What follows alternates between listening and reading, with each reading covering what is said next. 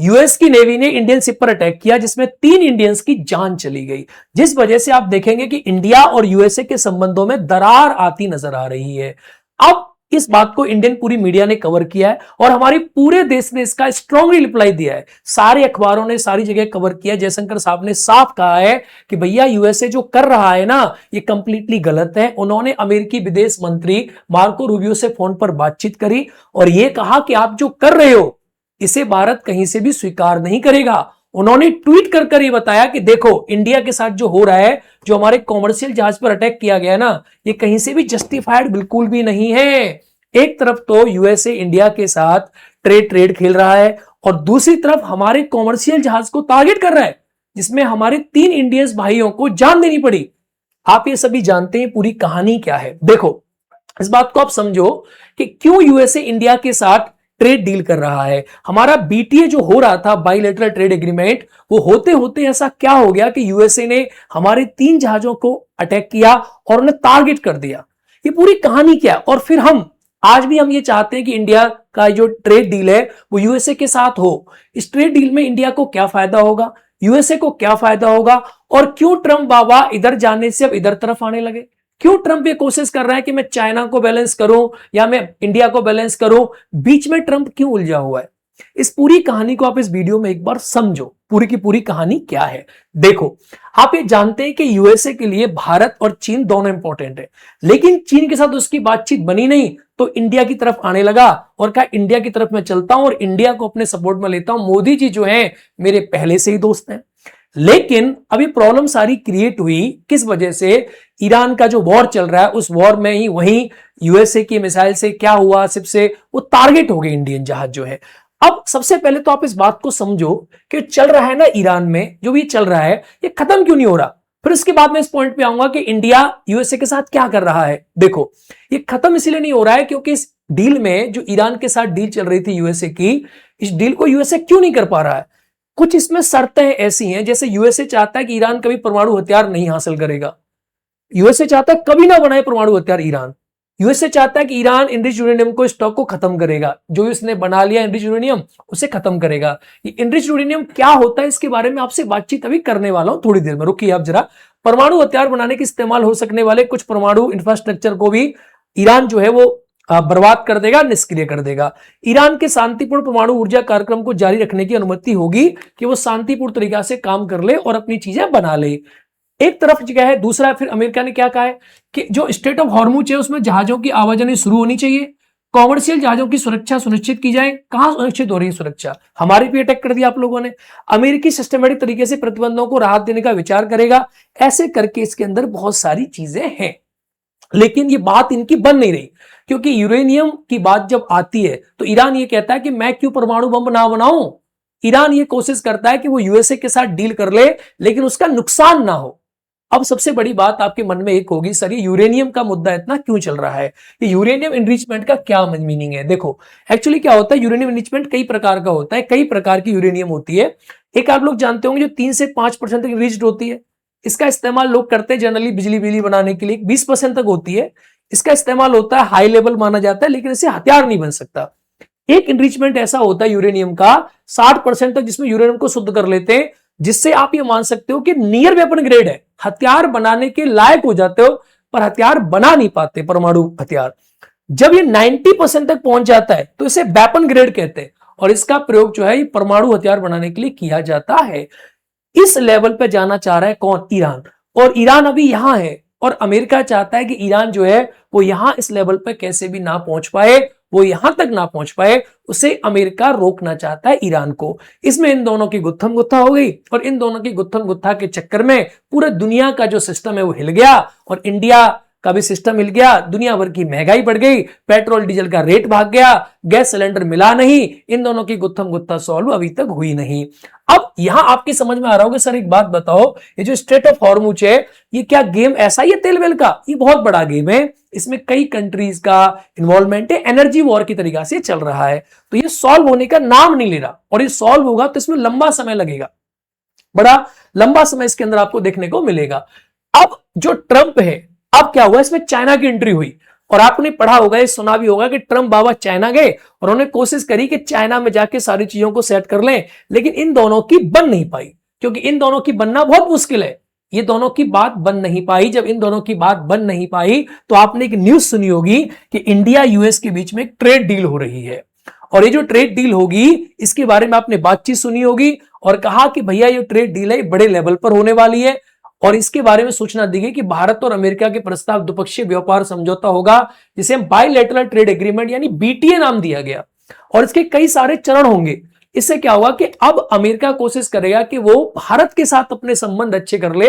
चीन विन तो जो चली गई सो चली गई, चीन को छोड़ो, अब इंडिया और यूएसए के संबंध अच्छे हो जाएं। और एक तरफ आप देखेंगे ट्रम्प बाबा और अमेरिका के विदेश मंत्री और भारत में जो राजदूत हैं अमेरिका के, वो सब बड़ाई करने लगे भारत की, कहने लगे इंडिया, अरे इंडिया तो पावर सेंट्रिक कंट्री, एकदम बीच में पावर में बैठा हुआ है इंडिया, इंडिया से बड़ा कोई देश ही नहीं है, भारत ही फ्यूचर है दुनिया का। ऐसी बात अमेरिका करने लगा और अमेरिका ने यह कहा कि अब हम क्या करेंगे, भारत के साथ बीटीए साइन करेंगे। और यह मुद्दा आपने देखा होगा न्यूज में खूब चला। सोमवार को कहा कि भाई अधिकांश महत्वपूर्ण मुद्दों पर चर्चा हो चुकी है, बातचीत कर रहे हैं। ये चर्चा बड़ी तेजी के साथ चल रही थी, ये चर्चा चलती रही और इस बैठक में कई सारे जो है पॉइंट्स को डिस्कस किया गया कि इंडिया कौन सी चीजों को एक्सपोर्ट करेगा, हम क्या इंपोर्ट करेंगे, अमेरिका हमसे क्या लेगा, हम अमेरिका को क्या देंगे, क्या टैरिफ बाबा ट्रम्प फिर से खेलेंगे या नहीं खेलेंगे। ऐसी बातचीत होने लगी जिससे क्या हो कि हमारा और यूएसए का जो संबंध है वो ठीक हो जाए। हम भी ये चाहते हैं कि यूएसए के साथ हमारे रिश्ते अच्छे हो और हमारी ट्रेड डील हो। इसका रीजन ये है कि इंडिया यूएसए को बड़ा अच्छा एक्सपोर्ट करता है, हमारा जो एक्सपोर्ट इंपोर्ट है ना वो यूएसए के साथ सरप्लस में रहता है। हम चाहते हैं कि अपने सामान यूएस में जाके बेचें और अंग्रेज हमारे सामान को खरीदें, खाए पिए, ऐश करें, हम ये चाहते हैं। लेकिन दिक्कत ये थी जब ये ट्रेड डील चलने लगी तो इस ट्रेड डील में एक पॉइंट आया जिसको बोलते हैं यूएसए का एक ना सेक्शन 301 है, जो यूएसए की ट्रेड वगैरह के बारे में एक सेक्शन 301 वहां का बना हुआ है। अब इस 301 सेक्शन ने काफी टेंशन पैदा कर दी। ये सेक्शन क्या है, मैं आपको इसके बारे में थोड़ा समझा देता हूं ये क्या है।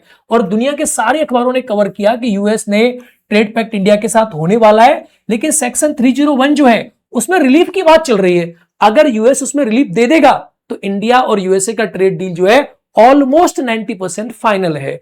अब ये सेक्शन 301 क्या होता है, इसको यूएसए ने क्या बना रखा है, ये यूएसए का एक प्रकार से ट्रेड का वेपन है, यानी व्यापार का हथियार है यूएसए का।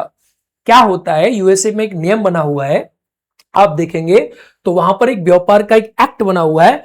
उस एक्ट के अंदर आप पाओगे कि वहां का ना एक सेक्शन है 301, ये 1974 का जो यूएस ट्रेड का एक एक्ट है उसका एक सेक्शन है 301। ये सेक्शन क्या कहता है कि जो कंट्री अमेरिका के साथ अनफेयर ट्रेड करते हैं उन कंट्रियों के ऊपर ये लागू होगा, और जैसे ये लागू होगा तो उनके ऊपर यूएस क्या करेगा, टैरिफ लगा देगा।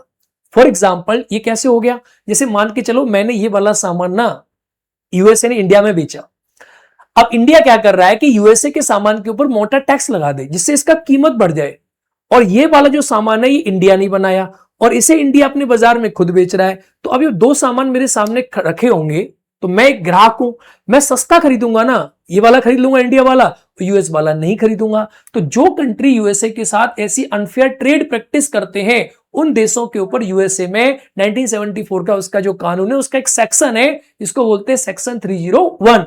ये सेक्शन इनको क्या करता है कि जो भी ऐसी जो गलत ट्रेड होती है उन ट्रेड को बचाने के लिए होता है। और ये जो सेक्शन था इसकी बातचीत होने लगी, लेकिन फिर न्यूज ये आई कि नहीं, यूएसए ने बोल दिया है कि भाई इंडिया के ऊपर ये लागू नहीं होगा और हम इसमें रिलीफ दे देंगे। इंडिया ने भी कहा कि देखो भैया हम डेवलपिंग कंट्री हैं, आप डेवलप्ड कंट्री हो, आप हमारी तुलना आपसे मत करिए, हमें थोड़ा रिलीफ दे दो, और हम जो है हमारा बाजार अलग प्रकार का है तो हम चाहते हैं कि आप ये सेक्शन 301 हमारे ऊपर लागू ना करें, जिससे क्या हो कि इंडिया जो है वो थोड़ा सा हम आसानी से कामों को कर पाए।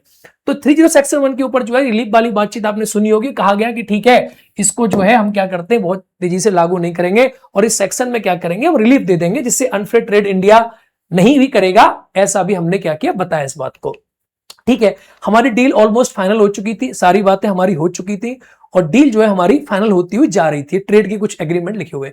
अब जैसे डील हमारी फाइनल होती जा रही थी तो यूएसए के लोग कहने लगे कि इंडिया इंडिया तो एक नंबर का देश है, बहुत टॉप का देश है। सर्जियो साहब ने भी कहा, जो एम्बेसडर हैं, कि इंडिया इंडिया बहुत टॉप कंट्री है। और सबने बोला कि भाई इंडिया तो जो एक प्रकार से मान के चलो कि भारत तो है एक न्यू सेंटर ऑफ पावर है, ये तो एक न्यू सेंटर ऑफ पावर है इंडिया, यानी चाइना वाइना तो कुछ भी नहीं है, इंडिया उस लेवल का कंट्री है। हमारी बातचीत ऐसी हो चुकी थी यूएसए के साथ, और ट्रेड डील एकदम फाइनल होने वाली है, सारी बातें अच्छी अच्छी चल रही है, सब कुछ बेस्ट बेस्ट हो रहा है। 30 मई 2026 का न्यूज है, धुआं धुआं उड़ रहा है, सब बेस्ट चल रहा है, मिठाइयां बन रही हैं, खिलाई नहीं गई, बन रही हैं। अब उसके बाद आप देखेंगे यूएस ने टैरिफ भी अपने कम कर दिए हमारे ऊपर, कम करता ले गया, कम करता ले गया। अब ये टैरिफ वाला गेम है, आप इसे समझ लेना। टैरिफ होता है क्या, जनरली आपको बता दूं, टैरिफ होता है बेसिकली कोई कंट्री कहीं से कोई सामान आ रहा है उस देश में, तो उसके ऊपर वो क्या करता है, एक प्रकार का एक टैक्स इंपोज कर देता है, जिससे क्या हो कि वो सामान का रेट बढ़ जाए और वहां के बाजार में वो सामान ना उस बाजार में कंपीट ना कर पाए। जैसे मान लो कोई व्यापारी भारत में सामान बेचने आ रहा है, अब मैं भी भारत में सामान बना रहा हूं, जैसे मान के चलो ये वाला जो सामान है, ये वाला जो मोबाइल फोन है, ये मोबाइल फोन में यूएसए से खरीद रहा हूं, ठीक है, और एक दूसरा मोबाइल फोन देना बेटा, एक दूसरा मोबाइल फोन, ये वाला जो मोबाइल फोन है ये इंडिया में ही बन रहा है। देन अब क्या हो रहा है, दो मोबाइल फोन आ रहा है, ये यूएसए से आ रहा है और ये इंडिया में ही बन रहा है। अब मैं ग्राहक हूं, तो अगर मान लो क्या होता है, टैरिफ कब लगाया जाता है कि इसके ऊपर क्या करेगा सरकार, टैरिफ लगा दी, इसका रेट बढ़ जाएगा। जब इसका रेट बढ़ेगा तो क्या होगा कि इंडियन मार्केट में कंपीट नहीं कर पाएगा। उसी प्रकार से यूएसए क्या करता है कि जो दूसरे देशों से सामान आने लगा उसके ऊपर उसने क्या किया, टैरिफ इंपोज कर दिया, जिससे क्या हो कि जो कंट्री से सर्विस आ रही है, गुड्स आ रही है, इससे टैरिफ लगा दिया, जिससे क्या हो कि उस देश में आने के बाद उनकी थोड़ी सी चीजें जो है महंगी हो जाए, कम बिके, सीधी सीधी सी बात है, नोट, ठीक है। इससे क्या हो कि उन्हें कंपटीटिव एडवांटेज मिलेगा और अपने कंट्री को प्रोटेक्ट करता है यूएसए। अब क्या हुआ, ये आपने समझ लिया क्या होता है। अब ये डील जो है हमारी फाइनल इसके साथ हो रही थी, सारी चीजें चल रही थी, सब कुछ होने वाला था, कोई दिक्कत की बात नहीं थी, और सडनली आप देखते हैं कि यूएस के नेवी शिप ने इंडियन शिप के ऊपर क्या कर दिया, अटैक कर दिया, और इससे बेवजह ये ट्रेड चल रही थी, डील जो चल रही थी, ये सारी की सारी डिस्टर्ब होती हुई आपको दिखाई दे रही है। अब ट्रंप बाबा तो चाहते हैं कि इंडिया के साथ ट्रेड एग्रीमेंट हो, क्योंकि ट्रंप अपने देश में भी परेशान है। खुद यूएस के कोर्ट ने बोल दिया है कि ट्रंप जो है ये अनलॉफुल तरीका से जो इंपोज करता है टैरिफ, ये सही बात नहीं है। तो ट्रंप तो खुद चाहता है कि इंडिया के साथ हो, डील हो। दूसरी बात यह है कि भारत भी चाहता है कि हमारी डील इंडिया के साथ, यूएसए के साथ हो। क्यों हो? क्योंकि भारत और यूएसए जो है ये लार्जेस्ट ट्रेडिंग पार्टनर्स में आते हैं। और आप इस बात को मानो कि इंडिया ने जो ट्रेड किया है, जो ट्रेड होता है इंडिया यूएसए के बीच में, वो 186 बिलियन डॉलर का है। इंडिया का जो एक्सपोर्ट है वो more goods to USA than import. India ज्यादा सामान भेजती है यूएसए को और कम सामान हम लेते हैं, तो हमारा जो ट्रेड है वो सरप्लस है, यानी हम यूएसए को कम बेचते, ज्यादा बेचते और कम लेते हैं, यानी हमारा एक्सपोर्ट ज्यादा है और इंपोर्ट कम है। एक प्रकार से आप ऐसे मान के चलते हो कि हमारा जो ट्रेड है ना वो यूएसए के साथ सरप्लस में है, तो हमें कोई बहुत नुकसान नहीं है। तो हम भी चाहते हैं कि हमारा ट्रेड एग्रीमेंट हो और ट्रंप भी चाहता है हमारा ट्रेड एग्रीमेंट हो। लेकिन ये बात जो है ये कहां आके फंस गई, ये सारी की सारी बात जो है, ये डील जो है, ये डील आकर फंस गई इस अटैक के ऊपर जो यूएस नेवी ने हमारे जहाज के ऊपर कर दिया, जिसमें हमारे 3 इंडियंस जो है मारे गए। अब बात यह है, अब आगे इसमें क्या होने वाला है। देखो इंडिया के सारे लोग, एस रवि साहब फॉरवर्ड बीएससी चेयरमैन साहब है, ये भी कह रहे हैं कि भैया बहुत अच्छा ट्रेड एग्रीमेंट हो रहा है, ये बहुत अच्छी चीज है, ये कहा है बहुत अच्छी चीज है, इससे इंडिया को भी बेनिफिट होगा। लेकिन ये सारी की सारी बातें रुकती हुई नजर आ रही हैं। अब मुझे लग रहा है कि जो जियोपॉलिटिक्स के बारे में कहा जाता है ना, क्या कहा जाता है कि वन फैक्ट अबाउट जियोपॉलिटिक्स, क्या कहा जाता है, no one is friend in geopolitics, यानी जियोपॉलिटिक्स में कोई दोस्त नहीं होता।